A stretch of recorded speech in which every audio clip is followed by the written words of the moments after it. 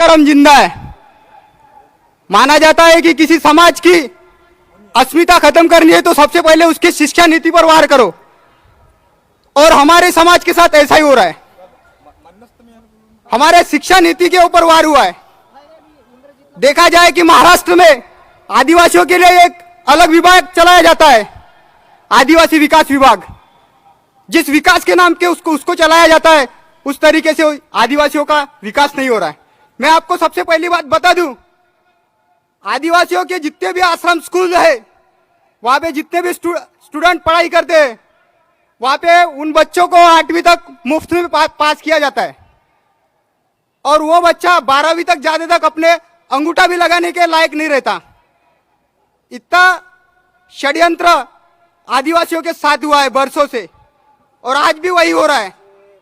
विभागीय स्तर पे आज जो हॉस्टल्स आदिवासियों के लिए चलाए जाते हैं, जिसके माध्यम से आदिवासी वर्ग आज पढ़ने लगा है, लिखने लगा है, बोलने लगा है, संघर्ष करने लगा है। यह समाज संघर्ष ना करे, इसके लिए आज वसति गृह पे इन लोगों ने डीबीटी लागू कर दी। डीबीटी ये कोई साधारण प्रश्न नहीं है।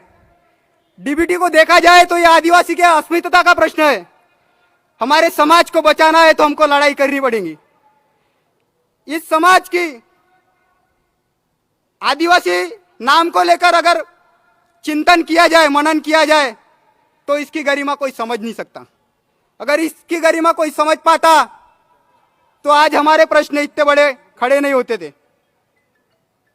मैं मानता हूं आदिवासी समाज आज पढ़ने लिखने लगा है और हमारे ऊपर इतने अन्याय अत्याचार हो रहे, पर कोई भी सांसद हमारे प्रश्नों को लेकर चिंतित नहीं है। इसका क्या कारण है? इसका यह कारण है कि हमारे आदिवासी आज सोए हुए हैं। हम एक साथ नहीं है। जो समाज एक साथ नहीं है, जो समाज आज एक साथ नहीं है, उस समाज का कल कोई भविष्य नहीं है।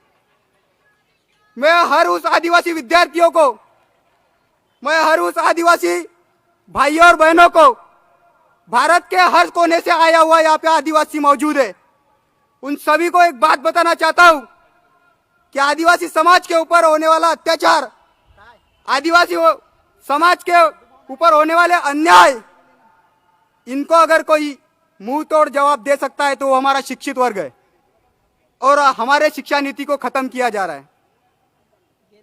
मैं ये प्रश्न रखना चाहूंगा कि हमारे आदिवासी वसति गृह में जो डीबीटी लगाई गई है, सबसे पहले जो डीबीटी लगाई गई है वो शैक्षणिक डीबीटी, जिसके माध्यम से हमको किताबें पुराई जाती थी, हम लोगों को किताबें उपलब्ध की जाती थी, वो हमारा साधन ही छीन लिया इन लोगों ने। हम लोग जो मांगते हैं वो हमें नहीं मिलता है। हम लोग यहाँ पे कंप्यूटर्स मांगते हैं, हम लोग आदिवासी विद्यार्थी हमारा ऑनलाइन डिजिटल हो जाए इसलिए हम कंप्यूटर मांगते हैं, लेकिन 50 सालों से आज तक हमको कंप्यूटर नहीं दिए गए। हम लोग यूपीएससी, एमपीएससी, क्लास 1 अधिकारी बनने के लिए एक बाल्टी के धरती पर हम लोग क्लासेस का निर्माण करो, ये शासन को मांगते हैं, शासन इसके ऊपर ध्यान नहीं देता है। हम लोग हमारे विद्यार्थियों के लिए किताबें मांगते हैं, शासन इसके लिए ध्यान नहीं देता है। अगर आदिवासी विद्यार्थी अपने प्रश्नों को लेकर आंदोलन करता है तो उसको एक नाम दिया जाता है कि आदिवासी विद्यार्थी सिर्फ भोजन के लिए लड़ाई करता है। साहब, हम भोजन के लिए लड़ाई नहीं करते, हमारे हक, हमारे अधिकारों के लिए हम लड़ाई करते, और हमारे अधिकारों के लड़ाई, इस लड़ाई को लेकर कई लोग, अगर आदिवासियों का आंदोलन, उग्र आंदोलन होता है तो उस विद्यार्थियों को, उस आदिवासियों को नक्सलवादियों का नाम दिया जाता है। आज हमारे 16 साल की लड़कियां, 15 साल के लड़के नक्सलाइट हो रहे हैं। ये नक्सलाइट हो नहीं रहे, इनको बना दिया जा रहा है। आज वसति गृह में ऑनलाइन प्रवेश प्रक्रिया चालू की गई है, जिसकी वजह से हमारे महाराष्ट्र में 22,000 विद्यार्थियों का नुकसान हुआ है, और ये 22,000 विद्यार्थियों का नुकसान इसका भुगतान कौन करेगा? ये शासन के लिए हमारी चुनौती है कि हमारे विद्यार्थियों के जो भी प्रश्न है इनको लेकर चिंतित हो। हम आदिवासी समाज सोए हुए नहीं है।